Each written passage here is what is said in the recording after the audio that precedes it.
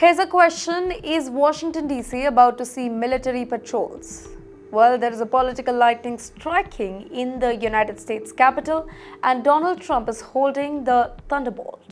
After weeks of chaos in Los Angeles, the United States president is now eyeing Washington D.C. as the next city to clean up.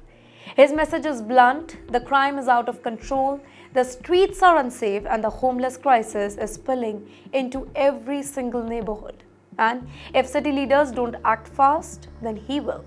Reports say that Mr. Trump is considering sending up to 1,000 National Guard troops into DC to patrol streets, clear homelessness, and target the violent crime hotspots. In his words, if the city's mayor and council fail to get results, he might federalize DC, meaning the federal government would take over the local policing and security. This is rare and very controversial. Let me tell you why is this drama happening first of all. Well, Washington D.C. has been struggling with a crime surge.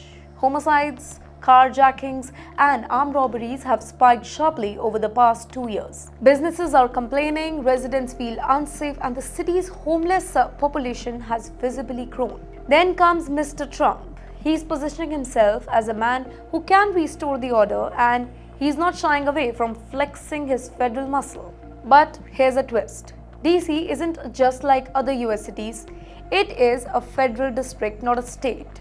That means that the president already has more legal authority over there than places in New York City or Chicago.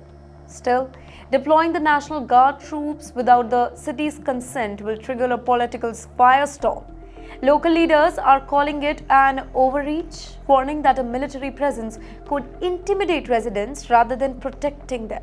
And yes, the politics run deeper. Mr. Trump's critics say that this is not just about crime. It is a political statement. By targeting DC, the heart of America's political establishment and home to a largely democratic leadership, he's sending a clear message. Look, I can take on the Capitol itself.